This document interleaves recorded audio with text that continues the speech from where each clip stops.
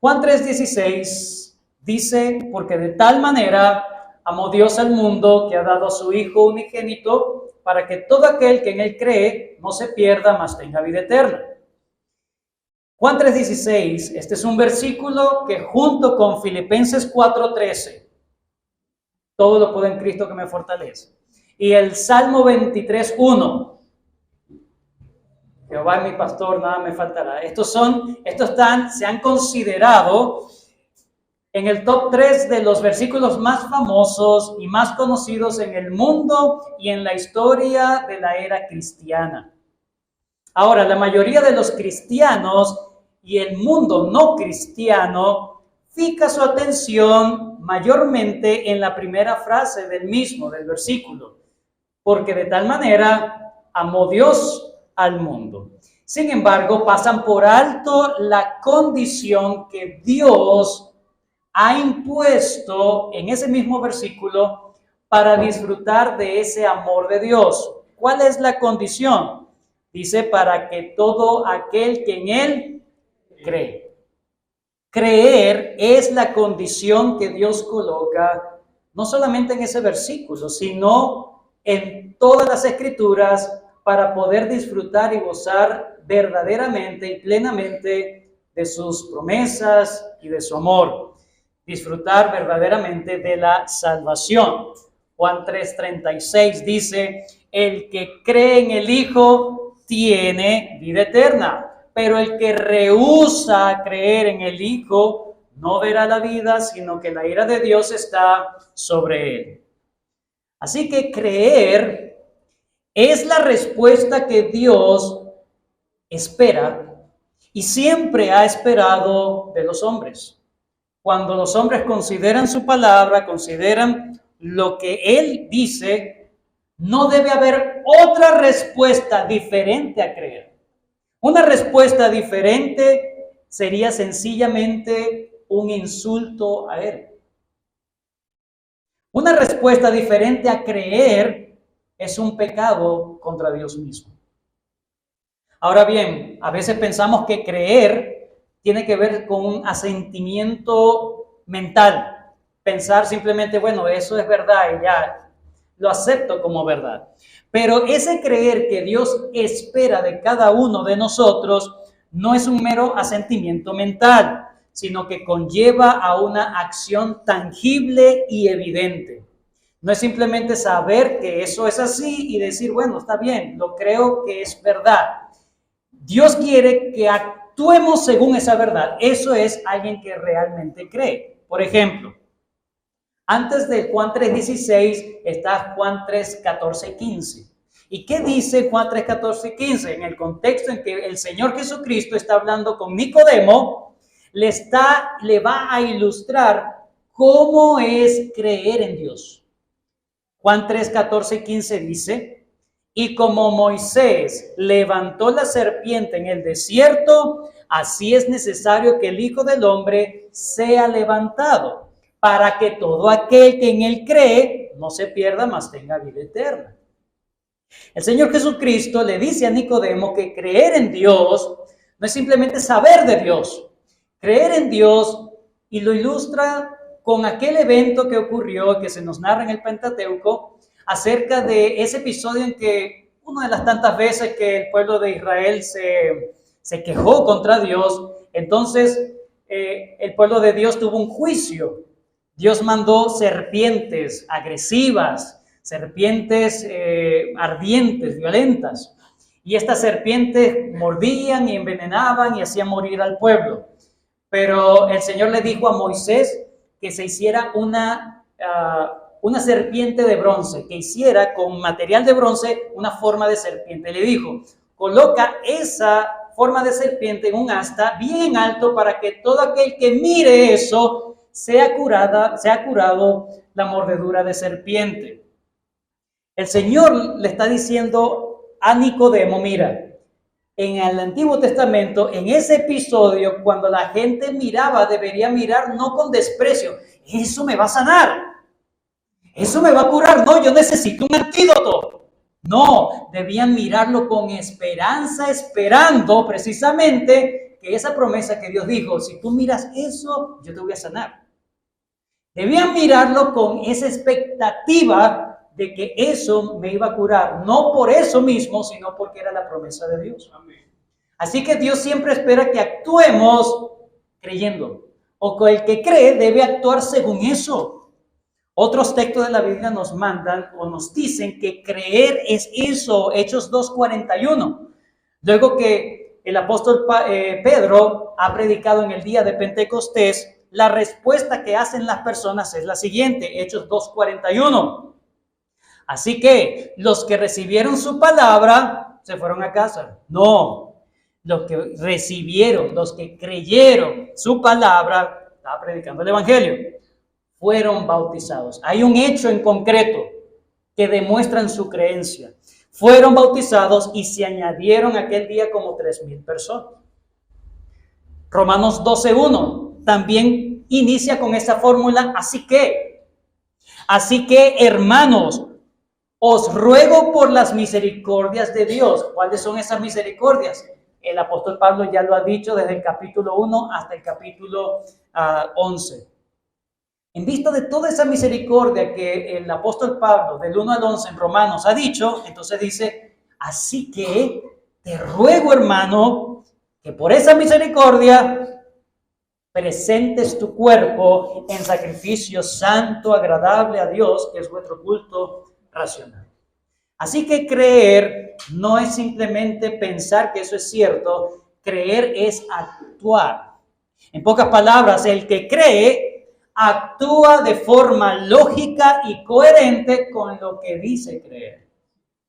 El que cree actúa de forma coherente y lógica a lo que dice creer. Y eso es lo que enseña Hebreos capítulo 10, versículos 19 en adelante. No solamente 19 al 25, que es lo que vamos a ver en la mañana de hoy, sino que eso es lo que termina diciendo en todo la carta. Hasta el final de la carta, ese es el tema. Actúa según la fe, según lo que tú dices que crees. El escritor usa la misma fórmula, la misma frase, así que, en el versículo 19. Note, así que, hermanos, y empieza a decirle o a recordarle las cosas que ya he dicho. No es simplemente para hacer una conclusión, así que te concluyo para que lo sepas. No es solamente para que lo sepas. Versículo 22, así que, versículo 22, acércate. Si todo esto es verdad, si esto realmente lo crees, entonces Dios espera de ti, acércate, acerquémonos. Y el versículo 23, mantengamos firme la profesión de la fe. Estas son las cosas que Dios espera de los creyentes. El que dice creer debe actuar como Dios espera. En este sentido, acercarse y mantenerse. Estas son las cosas. Ahora, ¿cómo lo dice el autor en toda esta sección? Bueno, lo hace en dos partes fundamentales, ¿ok? En dos partes. Quiere comunicarnos dos cosas en particular. Número 1, del versículo 19 al versículo 21, el autor se va a dedicar a resumir las verdades expuestas del sacerdocio de Cristo. Todo desde el capítulo 4 desde el capítulo 4, versículo 14, hasta el capítulo 10, versículo 18, todo el tema ha sido Cristo es superior a los sacerdotes del Antiguo Testamento y es superior a los sacrificios del Antiguo Testamento. Así que en estos versículos del 19 al 21, el autor va a repetir o va a resumir, a condensar las verdades expuestas acerca del sacerdocio de Cristo. En segundo lugar, los versículos 22 al 25, el autor va a hacer un llamado a responder coherentemente a esas verdades expuestas del sacerdocio de Cristo. Responder coherentemente a esas verdades expuestas del sacerdocio de Cristo. Bien, entonces vamos a ir con nuestro primer encabezado. Un resumen también de las verdades expuestas del sacerdocio de Cristo. Versículo 19 en adelante. Así que, hermanos, teniendo libertad para entrar en el lugar santísimo por la sangre de Jesucristo, por el camino nuevo y vivo que Él nos abrió a través del velo, esto es su carne, y teniendo un gran sumo sacerdote sobre la casa de Dios, y va a hablar, ¿qué se espera entonces de nuestra respuesta? Antes de llegar a la respuesta, Él está resumiendo todo lo que ha dicho desde el 4:14 hasta el 10:18. ¿Qué ha dicho en todos estos capítulos? Bueno, en el 18, capítulo 10-18, ya él ha terminado su argumento, ha terminado su disertación para demostrar que Cristo no solamente es sumo sacerdote, no solamente es el gran sumo sacerdote, sino que Cristo es un legítimo gran sumo sacerdote. Es mejor que Aarón, es mejor que la orden arónica en el Antiguo Testamento. Cristo es superior. ¿Por qué? Ya nos ha dicho que Él es superior porque Cristo viene de otra orden, la orden de Melquisedec. Y como Melquisedec era un rey y sacerdote al mismo tiempo, cosa que en el Antiguo Testamento no podía una persona ser un rey y un sacerdote al mismo tiempo, Cristo en ese caso es superior. Además que es, así como Melquisedec nunca se supo cuándo murió, de la misma manera es un símbolo para hablar de la eternidad, del sacerdocio eterno de Jesucristo. No solamente nos ha dicho que Él es superior porque es de la orden de Melquisedec, sino que es superior porque el sacrificio presentado por Cristo hizo lo que los otros sacrificios en el Antiguo Testamento no pudieron y nunca podrían hacer. ¿Qué? La purificación de nuestras conciencias. Hebreos 9:14 nuevamente. Hebreos 9:14. Cuanto más la sangre de Cristo, el cual mediante el Espíritu eterno se ofreció a sí mismo sin mancha a Dios, limpiará. Solamente el sacrificio de Cristo limpiará vuestras conciencias de obras muertas para que sirváis al Dios vivo. Eso era imposible por el sacrificio y la sangre de los sacrificios en el Antiguo Testamento, de los animales que se ofrecían en el Antiguo Testamento. Entonces, superior, porque Él es de una orden superior como la de Melquisedec, su sacrificio logró eso, y además que su sacrificio inauguró o puso en vigor, puso en vigencia todas las cláusulas del nuevo pacto. Eso lo hemos visto, solamente estoy resumiendo también tal como el autor nos está resumiendo. Pero en estas líneas, él se va a dedicar a destacar por lo menos 3 enseñanzas fundamentales que no se nos deben olvidar, no podemos perder de vista para que sepamos con causa, ¿verdad? Que sepamos por qué debemos responder acercándonos y manteniéndonos. La primera está en el versículo, precisamente el versículo 19, Hebreos 10:19. Así que, hermanos, lo primero que destaca es el tema de la libertad. Teniendo libertad para entrar en el lugar santísimo por la sangre de Jesucristo. En el Antiguo Testamento, toda la liturgia de adoración, los muebles de la adoración, el tabernáculo y el templo tenían un solo mensaje implícito en todo. Un solo mensaje. ¿Cuál es? No tienes acceso a Dios. Ese era el mensaje. No tienes acceso a Dios. Las personas que querían venir ante la presencia y adorar a Dios, nosotros, si fuéramos del pueblo de Israel, el común, solamente llegaríamos hasta una parte del tabernáculo o del templo. En este caso, el atrio. El atrio era como el patio, la parte de afuera. No había acceso al lugar santo. Los únicos que podían accesar al lugar santo eran los levitas del linaje de la casa de Aarón, ¿sí? Solamente ellos podían entrar al lugar santo, pero al lugar santísimo no podía entrar cualquiera de los levitas del linaje de Aarón, sino uno solo. Uno solo era el que podía accesar al lugar santísimo. Y no podía accesar solamente cuando él quisiera. Bueno, como yo soy el sumo sacerdote, yo entro a la presencia de Dios cuando quiera y como quiera. Tampoco era así. Restricción tras restricción. Ese era el mensaje. El acceso a Dios no solamente era restringido.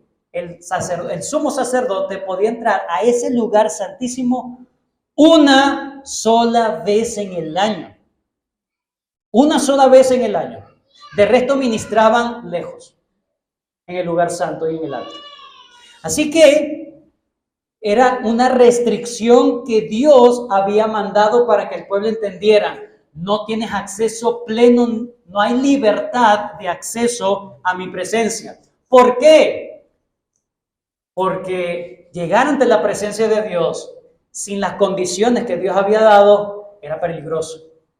Era un peligro, podía costarte la vida.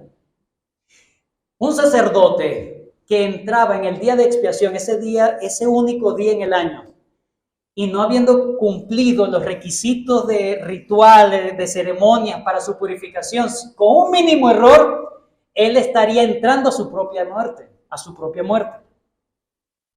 Así que el autor nos lleva a pensar en esto. El sacrificio de Cristo. El sacerdocio de Cristo nos garantiza, no se te debe olvidar. Dios te ha dado acceso, te ha dado libertad. Para la primera audiencia, para los oyentes del primer siglo, esto tuvo que haber sido espectacular, porque ellos sabían las restricciones que habían en el Antiguo Testamento. Pero antes de Cristo, entonces, el autor nos recuerda implícitamente, antes no había libertad. Si esto era así, no había libertad de acceder a la parte del mobiliario del tabernáculo y el templo. Si estas cosas eran una sombra de lo espiritual, era un símbolo de lo espiritual, ¿cuánto más era la restricción en la realidad misma? ¿Cuánto más era esa restricción? Ellos eran símbolos que representaban lo inaccesible. Por cuanto todos pecaron y están separados, están destituidos de la gloria de Dios. Pero ahora nos dice, el único que logró cambiar esa realidad espiritual fue la sangre, el sacrificio del Señor Jesucristo. Así que tú puedes verdaderamente y realmente acceder. Dios te ha dado esa libertad de acceder sin temor a ser aniquilado por tus pecados. Sin temor tú puedes acceder al lugar, dice, no al lugar santo, al lugar santísimo, a la propia presencia de Dios en virtud de la sangre de Cristo. Eso es lo primero que vemos. Lo segundo, versículo 20. Por el camino nuevo y vivo que Él nos abrió a través del velo, esto es, de su carne. Lo segundo que vemos, o lo segundo que destaca en su resumen el autor, es 3 características que logró Cristo por su sacrificio. Número 1, hizo un camino nuevo. Versículo 20. Por el camino nuevo. Así que esa forma de acercarse a Dios establecida en el Antiguo Testamento ya queda derogado. Ya queda a un lado porque Cristo inauguró un camino nuevo, novedoso. No es igual, es muy diferente y es el único camino que conduce a la vida eterna. Cristo ha instituido, Dios ha instituido en Cristo el único camino para llegar al Padre. Así que esa antigua forma de acercarse a Dios, en vez de acercarlos, los estaba alejando. Y eso es lo que le está diciendo a esta audiencia hebrea o judía en el primer siglo. Ya es un camino nuevo donde hay verdadera libertad para acercarse a Dios. No solamente un camino nuevo, dice un camino nuevo y vivo. ¿Qué significa eso que es un camino vivo? Bueno, por supuesto, es el camino del propio Cristo. Cristo es la persona, Él vive para siempre. Sin embargo, cuando se habla de vivo, también tiene que ver con toda la simbología que tenían en el tabernáculo y en el templo. Imagínense al sacerdote caminando en ese día de la expiación, único día en el año, para ver el velo y entrar en el velo. Pero en ese camino, ¿qué estaría viendo? ¿Verdad? Estaría viendo todos los ornamentos o todo el mobiliario que estaba representando, estaba simbolizando cosas espirituales.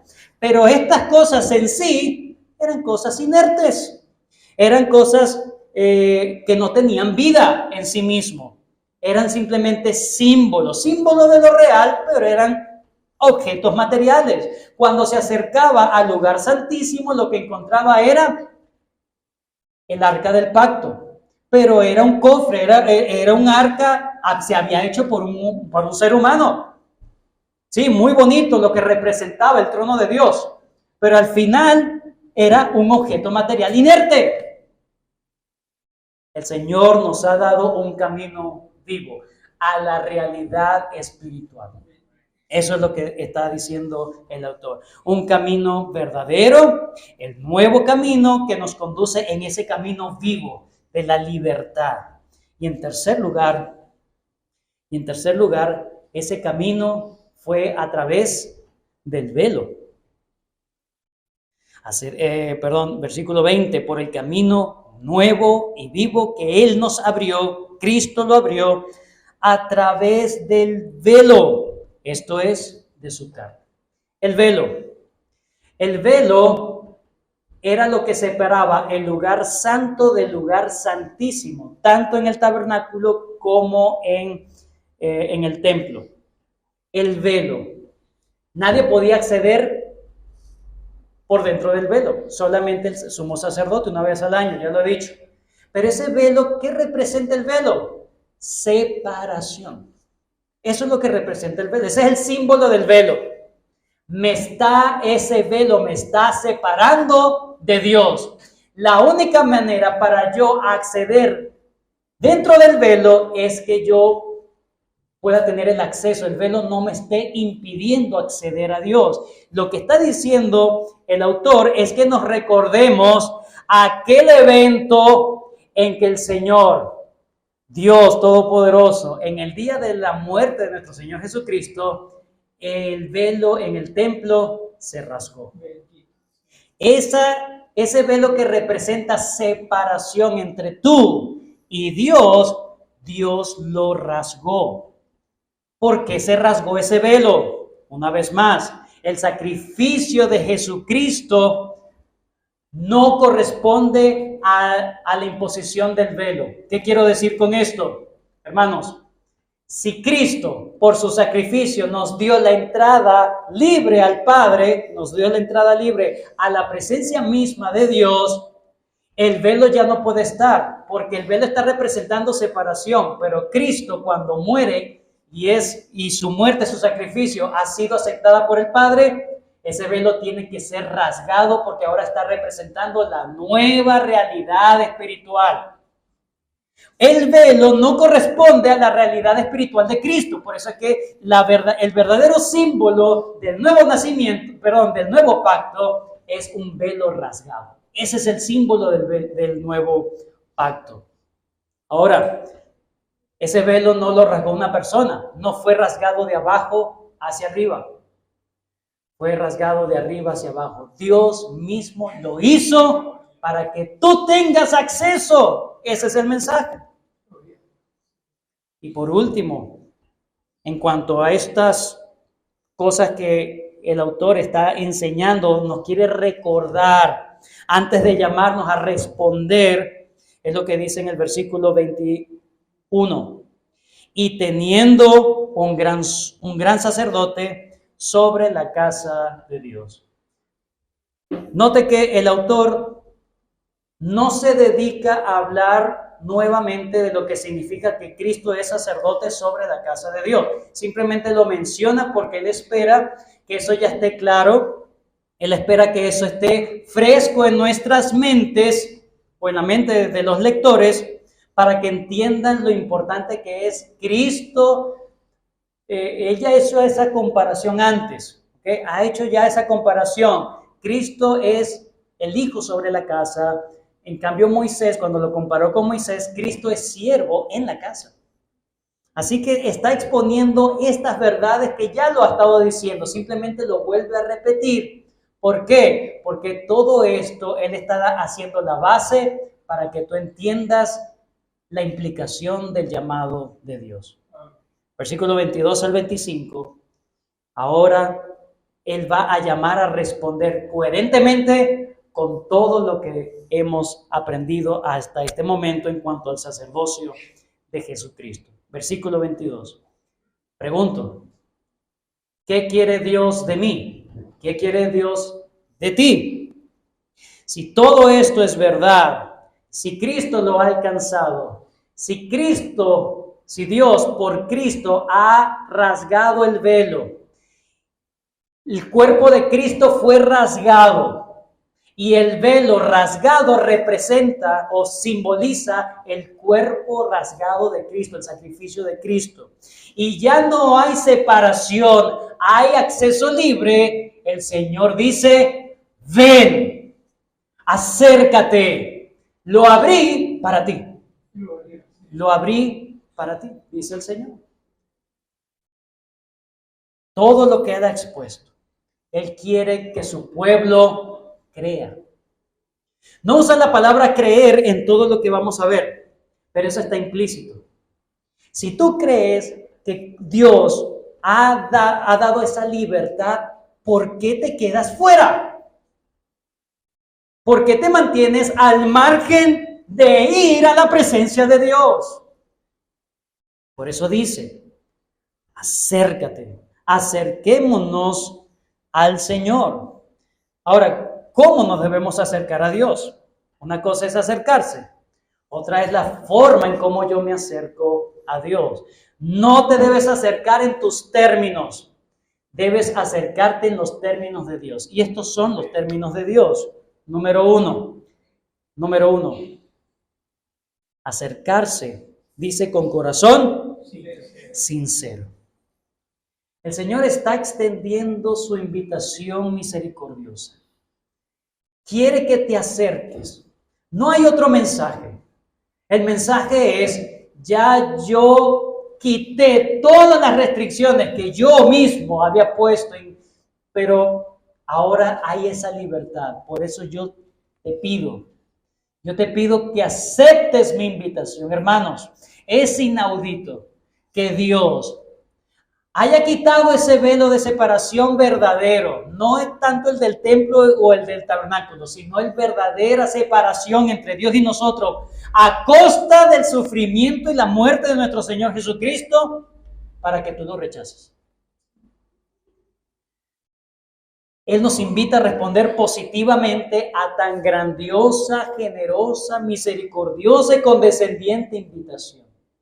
Siempre lo ha hecho el Señor. Isaías 65:2 dice, extendí mis manos todo el día a pueblo rebelde. El Señor quiere, ¿cuál será la voluntad de Dios? Que te acerques a Él verdaderamente. Y ya vimos el primero, o vamos a ver el primero. ¿Cómo me acerco entonces verdaderamente a Dios?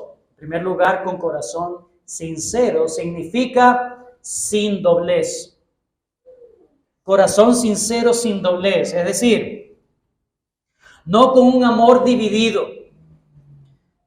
Es acercarse a Dios totalmente, sin reservas, donde yo quiero realmente poner mi voluntad sometida a la voluntad de Dios, donde yo me dispongo verdadera y genuinamente a obedecer a Dios, sea lo que Dios me pida.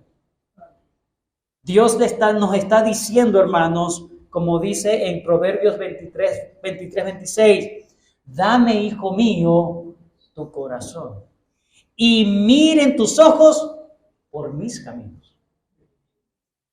Que tú mires, pero según los caminos de Dios. Pero para eso tienes que darte completamente a Dios.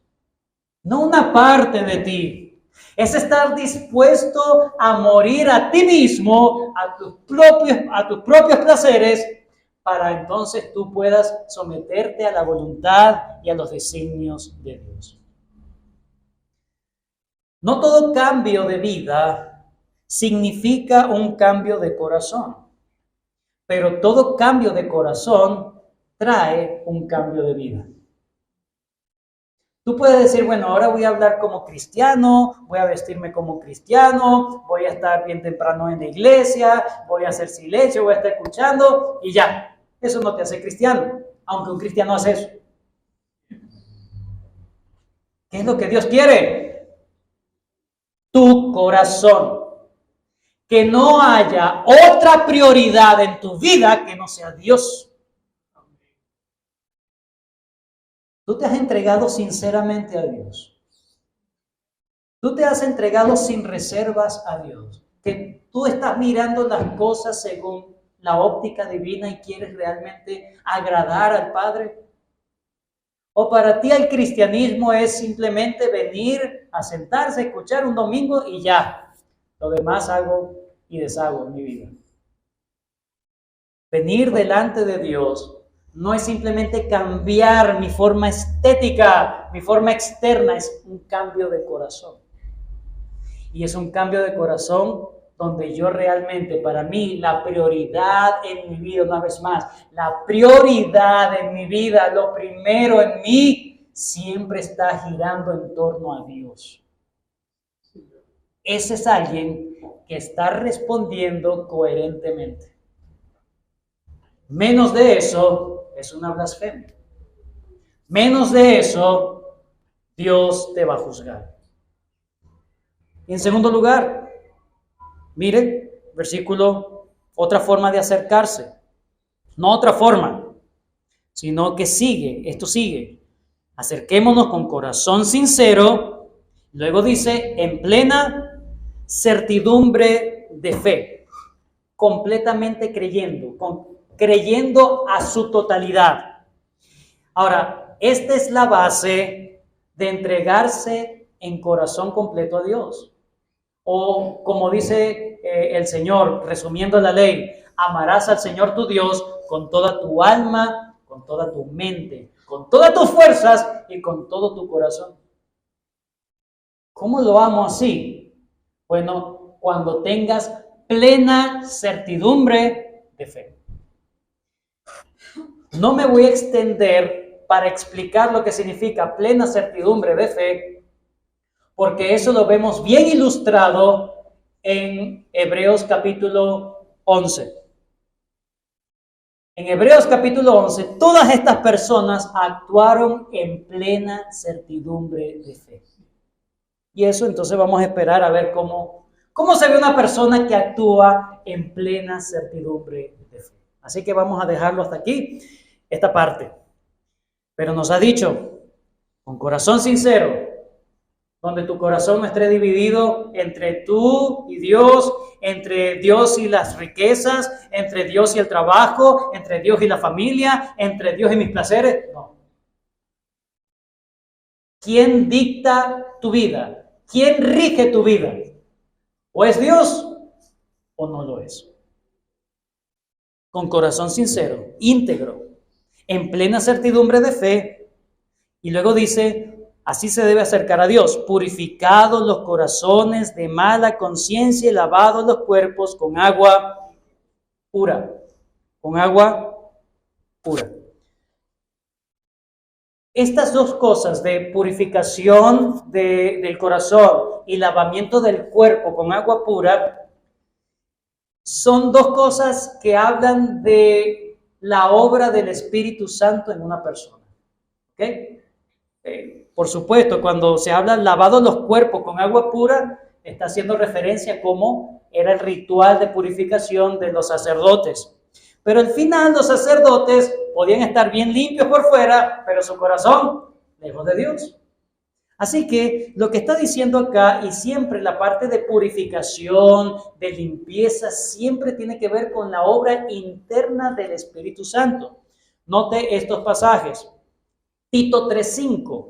Tito 3:5 dice, nos salvó, no por obra de justicia que nosotros hubiéramos hecho, sino por su misericordia, por el lavamiento de la regeneración y por la renovación en el Espíritu Santo.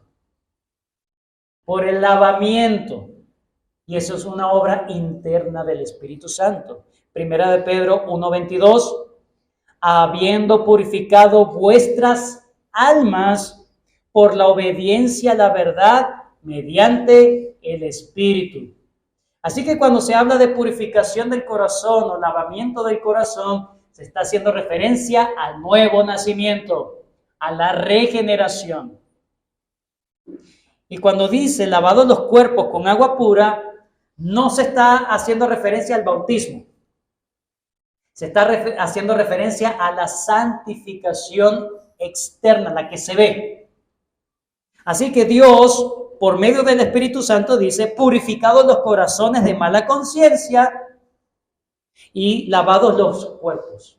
Es decir, una santificación verdadera y plena dentro del corazón que se manifiesta de forma externa. Y todo tiene que ver con la obra del Espíritu Santo.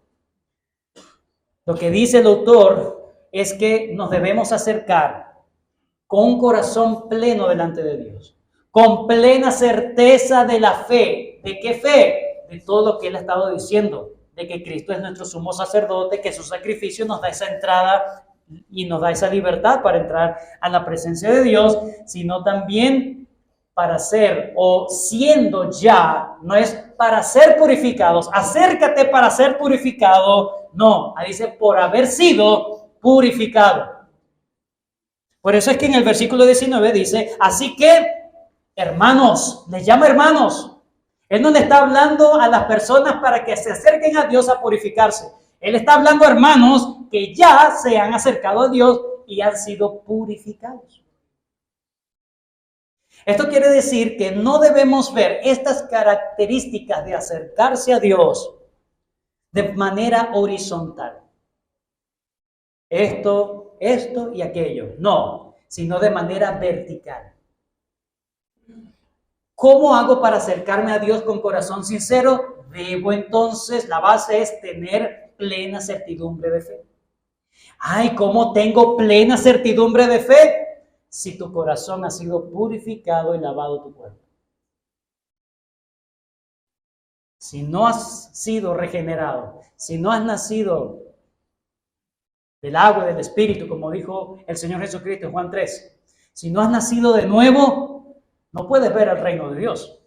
Si no has nacido de nuevo, no vas a tener plena certeza de la fe y mucho menos te vas a entregar verdaderamente a Dios. Una cosa conlleva a la otra.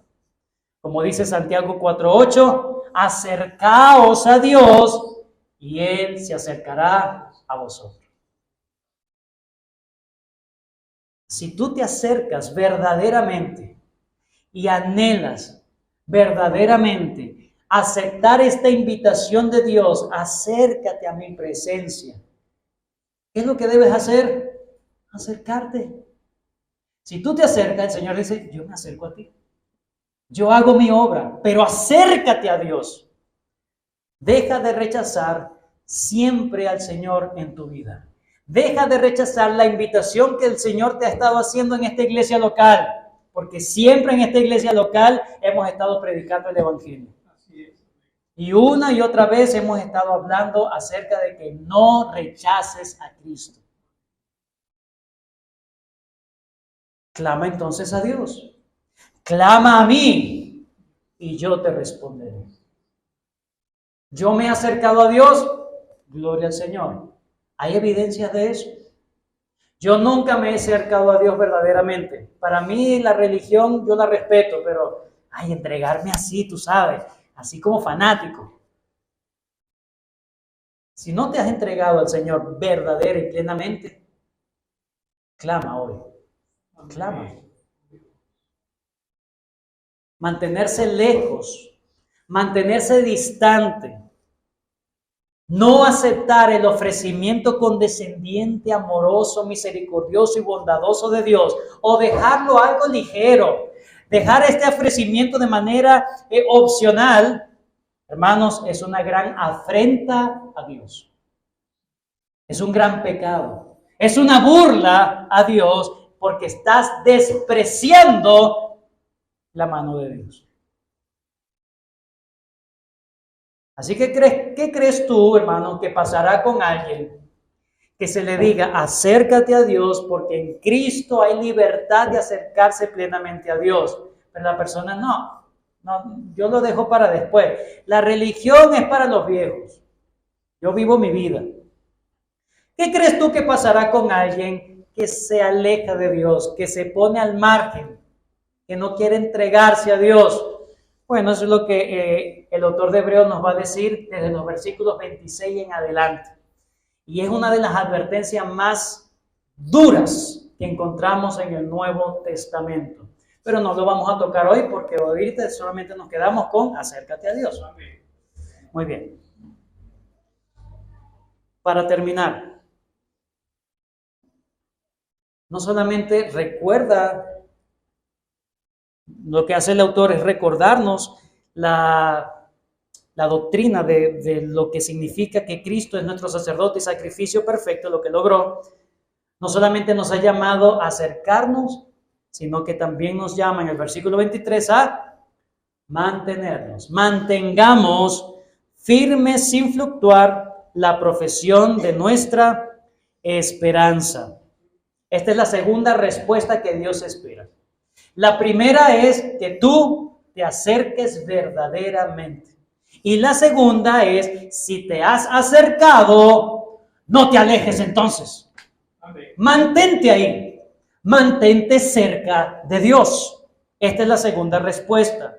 Los estudiosos aquí cuando dicen el versículo 23, mantengamos firmes sin fluctuar, esta frase, la profesión de nuestra esperanza. Esa frase, la profesión de nuestra esperanza, los estudiosos concuerdan de que se está hablando posiblemente o muy probablemente se está hablando del acto del bautismo. Es decir, en el momento del bautizo hay una declaración pública de mi fe. Entonces lo que está diciendo es, mantente firme sin fluctuar lo que tú dijiste que creíste. Lo que tú sellaste en ese acto. Lo que tú dijiste creer en algún momento, que tu vida corresponda a eso. Sin fluctuar, sin fluctuación. La palabra fluctuar también tiene que ver con deslizarse, como aprendimos en Hebreos 2. Cuidado con deslizarse. Fluctuar, andar a la deriva, no estar anclado, no estar firme.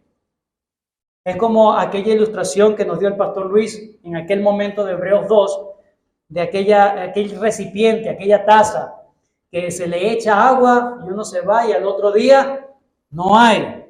¿Se lo tomó el santo? No se lo tomó el santo. Es que habían unas grietas imperceptibles a los humanos, pero estaban allí. ¿Y qué pasó? Se escurrió el agua. Sin fluctuar, sin escurrir tu profesión de fe.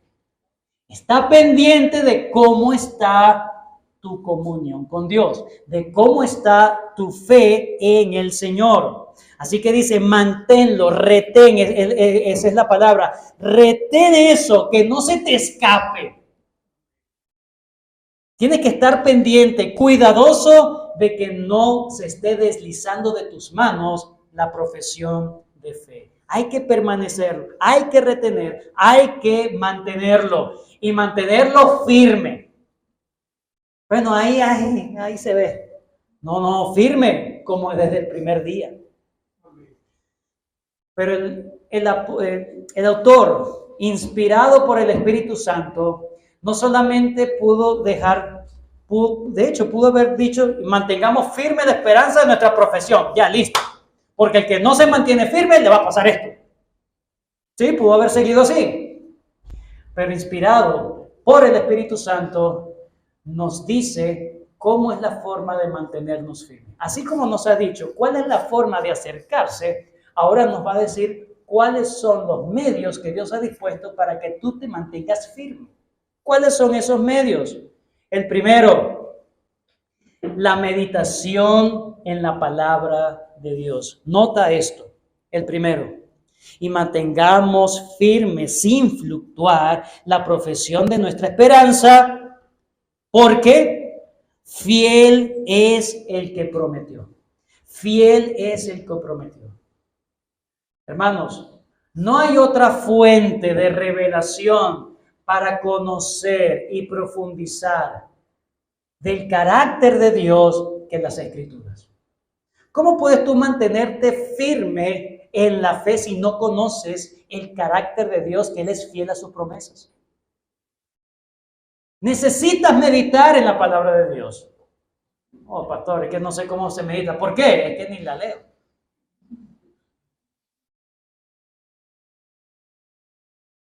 El Señor nos manda a que tengamos en nuestra mente siempre, no solamente, ya yo sé eso de Dios. No, es que hay que seguir profundizando, hay que seguir mejorando nuestro entendimiento de lo que dice Dios en su palabra. La única manera de conocer y estar cada vez más seguros en la fe es conociendo el carácter de Dios. Y eso no lo encontramos en otro lado, sino en las Escrituras. Así que este es el primer medio para permanecer en la fe. Recordando, dice, porque fiel es el que prometió. Recuerda que Él es fiel. Siempre recuerda, que no se te olvide, el carácter fiel del Señor. Esto puede ser suficiente para decirnos, bueno, para mantenerte fiel, entonces recuerda que Él es fiel, entonces sé fiel.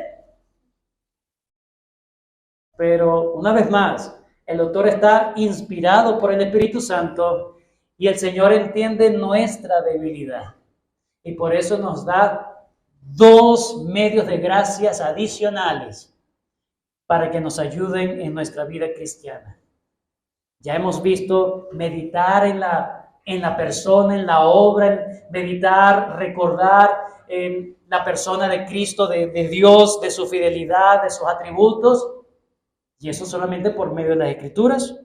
Pero ahora nos dice, versículo 24 y 25. El 24 nos habla de la comunión cristiana. Y considerémonos unos a otros para estimularnos al amor y a las buenas obras. Sí, conserva, recuerda, profundiza en tu entendimiento del carácter de Dios, pero también tienes a los hermanos en la fe. Considéralos, piensa en ellos. No puedes andar tu vida como un llanero solitario, tu vida cristiana. Considera, ya va, yo tengo hermanos con que yo me puedo reunir, puedo tener una compañía que me bendiga, que me ayude, que me exhorte, que me anime, me estimule. La palabra estimular ahí tiene que ver con pullar ahí. Sí.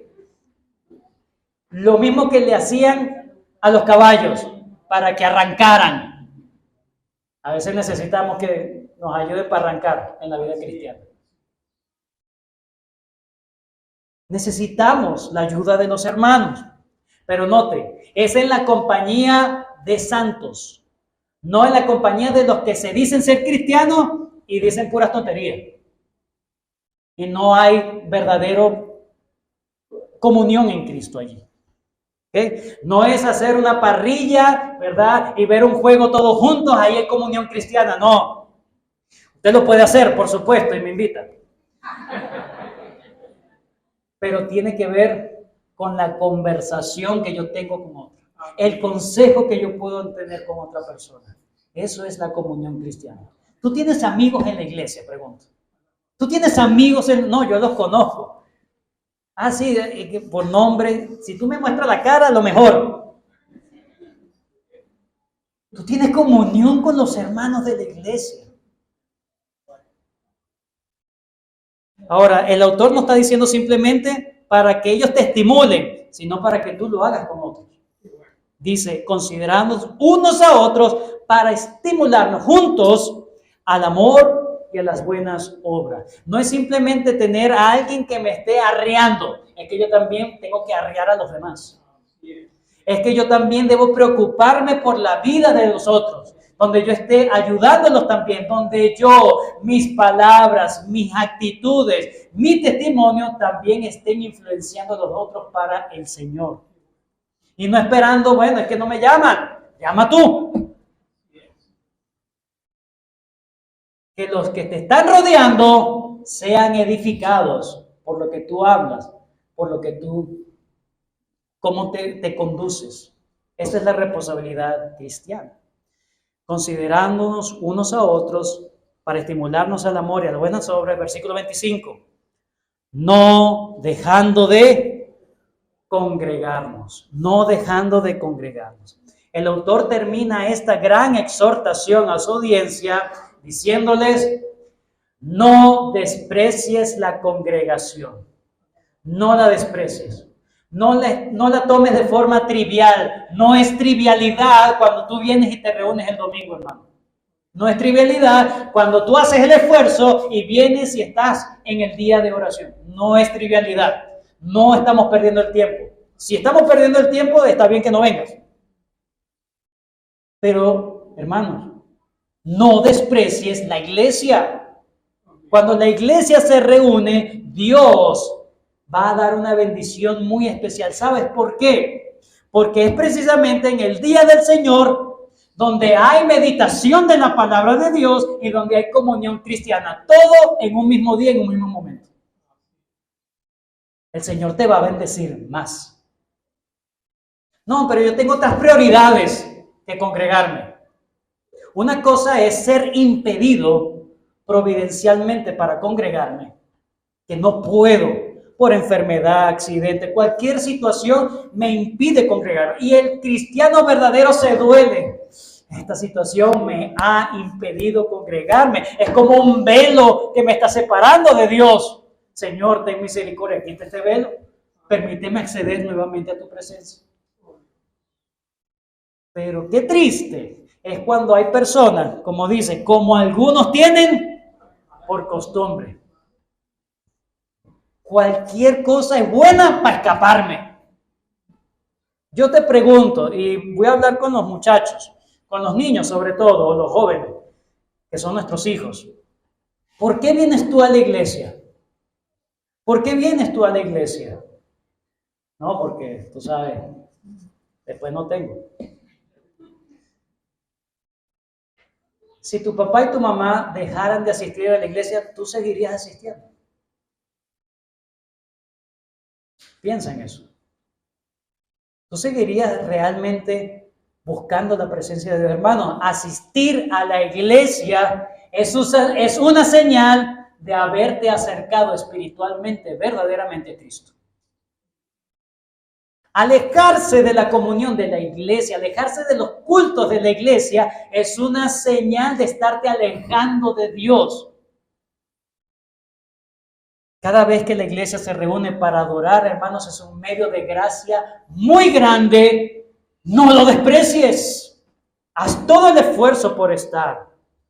Congregarse, hermanos, no es una opción. Es una invitación de Dios. Dios te está invitando. Ven, vamos a estar juntos. Alguien que se ausenta en el culto por cualquier motivo o que busca cualquier motivo, está demostrando que no ha aceptado aquella primera invitación. Para concluir, Dios en Cristo Jesús ha abierto el único camino de salvación.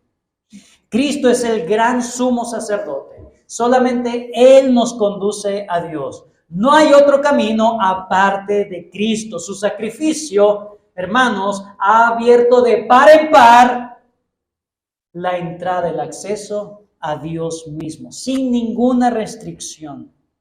Así que Dios espera que tú respondas a todo eso, que tú creas respondiendo correctamente, respondiendo coherentemente a esta grandiosa verdad. Así que acércate hoy a Él, si no lo has hecho, y si te has acercado, mantente cerca de Él. El Señor le dice hoy a su iglesia, en primer lugar, acércate a mí, Deja ya de rechazar a mi hijo, a quien entregué por amor a ti. ¿Hasta cuándo me vas a rechazar? ¿Hasta cuándo vas a bofetear mi mano y decir yo no quiero nada contigo? Mi oferta está allí, pero también mi oferta es por tiempo limitado. Porque dice, y tanto más cuanto veis que aquel día se acerca. Esa mano extendida algún día se cerrará para ti si tú no aprovechas hoy. El Señor te dice, acércate a mí para que disfrutes del amor verdadero de Dios. En segundo lugar, si te has acercado a Él, el Señor dice, mantente entonces cerca de mí. Mantente firme en la convicción de la fe en Cristo. Usa los medios de gracia, usa los medios que yo he instituido para que te mantengas firme en la fe, para que te mantengas caliente en las brasas. Yo he dispuesto todas estas cosas para tu bien. No las disminuyas, no cuestiones mi sabiduría. Eso es efectivo para que te mantengas fiel, firme, te mantengas hasta que yo vuelva. No lo rechaces, no seas ligero con la comunión cristiana, no desprecies la iglesia, no desprecies estar con hermanos o tener comunión con hermanos, tener amistades verdaderamente cristianas. No dejes de leer tu palabra, la palabra de Dios. No dejes de leer la Biblia, no dejes de estudiarla, no dejes de memorizar, no dejes de meditar. Yo he dejado todo esto para tu bien. No lo desprecies, dice el Señor. Hermanos, acerquémonos a Dios y mantengámonos cerca de Dios. No nos alejemos de Él. El Señor bendiga su palabra. Gracias, Señor, por este tiempo que nos has bendecido con tu palabra.